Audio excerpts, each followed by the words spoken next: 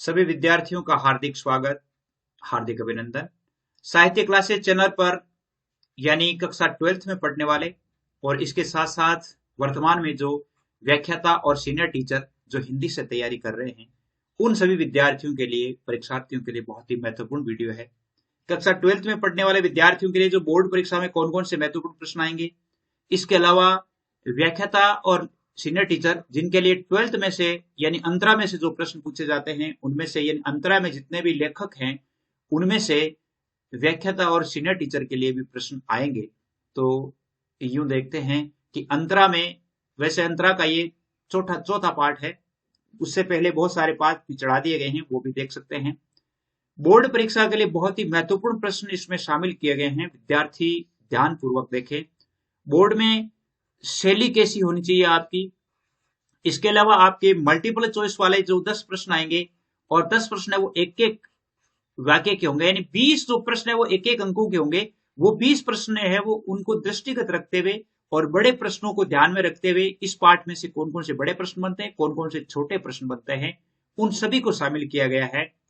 तो यह वीडियो कक्षा 12th में पढ़ने वाले और इसके साथ साथ व्याख्याता और सीनियर टीचर की तैयारी करने वाले परीक्षार्थियों के लिए महत्वपूर्ण बन जाता है।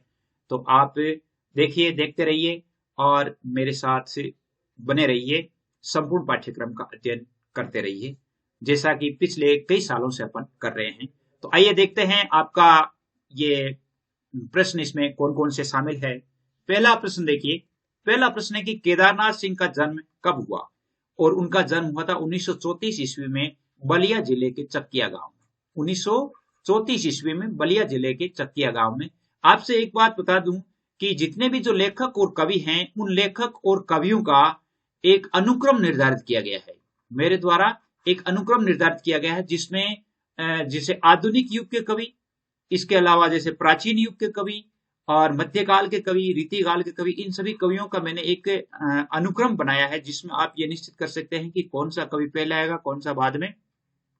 वो भी मैं आपको अगले वीडियो में बताऊंगा कि जैसे प्राचीन काल से लेकर के आधुनिक काल तक के जो कवि हैं उनका अनुक्रम क्या रहता है, यानी उनको कौन से कवि है वो बड़ा है, कौन सा छोटा है, उन सभी को अपन एक तरीके से, एक ट्रिक से उनको याद करेंगे।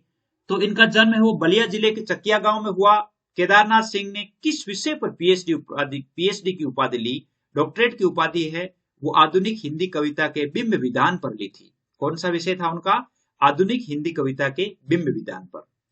अगला प्रश्न है कि केदारनाथ सिंह को किस कविता संग्रह पर साहित्य अकादमी पुरस्कार से सम्मानित किया गया। ये बहुत ही इंपॉर्टेंट प्रश्न है, बोर्ड परीक्षा के लिए भी और जो कंपटीशन की तैयारी करते हैं उनके लिए भी।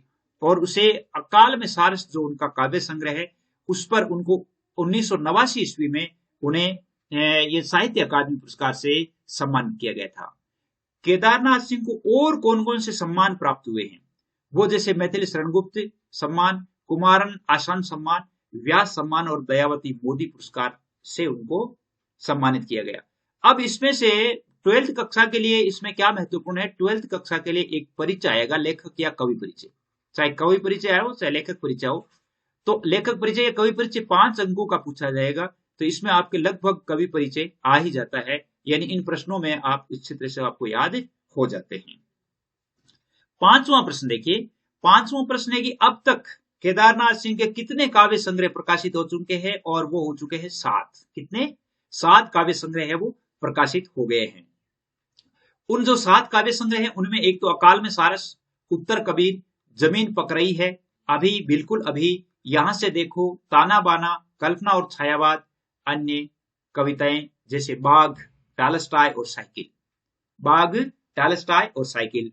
आप सभी विद्यार्थियों के लिए जो व्हाट्सएप ग्रुप बना हुआ है वो है 9610208295।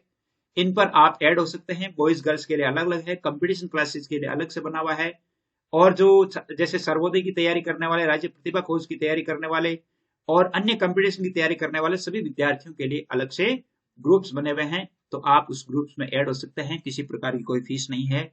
विद्यार्थियों की सुविधा के लिए, यानी विद्यार्थियों का मार्गदर्शन करने के लिए इस चैनल का निर्माण किया गया है, तो आप सभी इसमें शामिल हो सकते हैं। अगला प्रश्न देखिए, अगला प्रश्न है कि केदारनाथ सिंह का हाल ही में प्रकाशित काव्य संग्रह कौन सा है, और हाल ही में प्रकाशित काव्य संग्रह है इनका ताना बाना।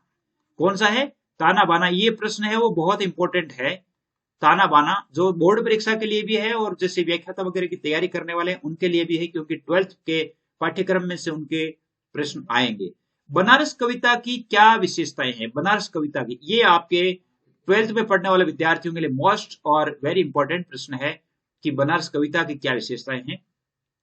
इस कविता में प्राचीनतम शहर बनारस के सांस्कृतिक वैभव का वर्णन किया गया है, काशी की अति प्राचीनता, आध्यात्मिकता एवं भव्यता का वर्णन किया गया है। यह कविता पुरातन शहर के रहस्यों को खोलती है। इस कविता में बनारस अथवा काशी की दार्शनिक व्याख्या की गई है।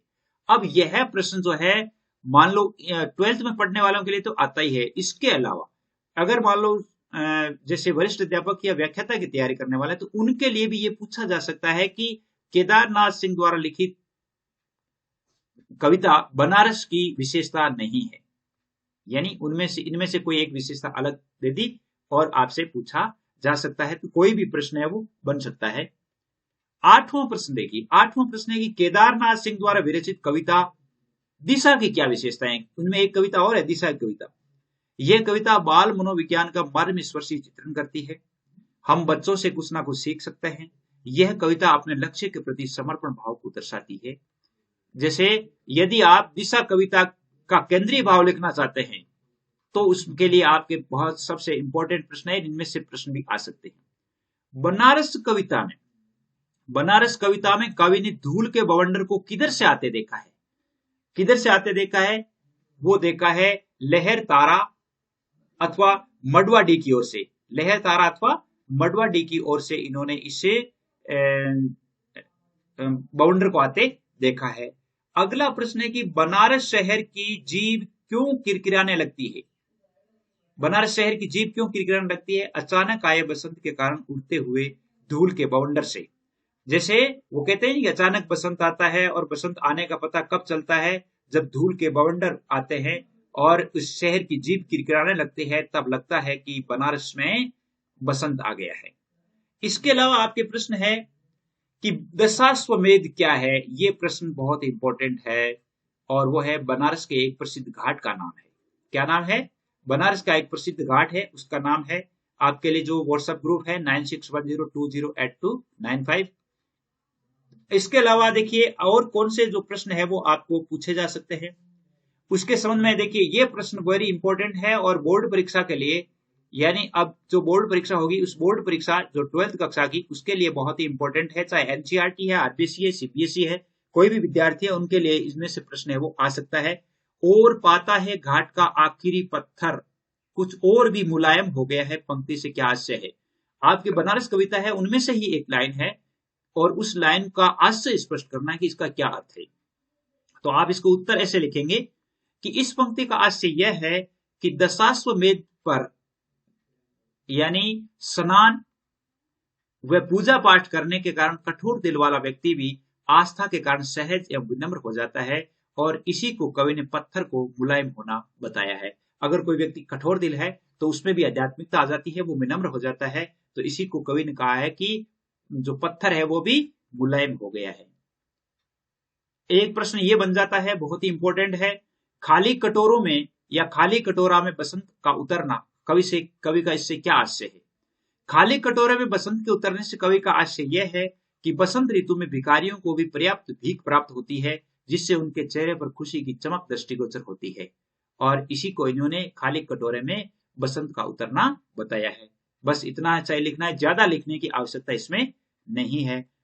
यह प्रश्न है जो बोर्ड परीक्षा के लिए वेरी इंपॉर्टेंट प्रश्न है और वह है कि सही सांझ में बनारस शहर का दृश्य कैसे दिखता है? सही सांझ में, सही मतलब संध्या पूर्व, संध्याकालीन आरती के समय बनारस की बनावट अद्भुत एवं आश्चर्यजनक दिखाई देती है। शहर में कहीं जलाभिषेक हो रहा है, कहीं मंत्रोच्चार के स्वर गूंजते हैं, कहीं लोग फूल अर्पित कर रहे होते हैं, कहीं गंगा की तरफ शव लाए जा रहे हैं, कुछ लोग सो रहे हैं। इन सभी को देखकर कवि को लगता है कि बनारस आधा है और आधा नहीं भी है, और सही सांझ में इस प्रकार का दृश्य है वो दिखता है। और इसके अलावा अब अंतिम प्रश्न आप देख लीजिए जो आपके लिए, मैंने पहली बार जाना हिमालय किधर है से कवि का क्या आशय है? बहुत इंपॉर्टेंट है। दूसरी कविता उनकी जो है ना हिमालय उस परीक्षा में उस कविता में से है। कवि इस पंक्ति से आशय है कि हम बच्चों से भी बहुत कुछ सीख सकते हैं। बच्चा अपनी पतंग के प्रति पूर्णतः ध्यानमग्न था, अतः उसने यही जवाब दिया कि हिमालय उधर ही है, अर्थात जिधर उनकी पतंग है। यानी हम इससे अपने लक्ष्य के प्रति समर्पण एवं निरंतर बढ़ते रहने का संदेश प्राप्त करते हैं। क्या प्राप्त करते हैं? निरंतर बढ़ते रहने का संदेश प्राप्त करते हैं। मैं समझता हूं कि आपके लिए ये पाठ बहुत ही इंपॉर्टेंट रहेगा, ये वीडियो भी इंपॉर्टेंट रहेगा कंपटीशन के लिए भी, और जो 12th में पढ़ने वाले विद्यार्थी है उनके लिए भी। आज के लिए बस इतना ही। जय हिंद, जय भारत।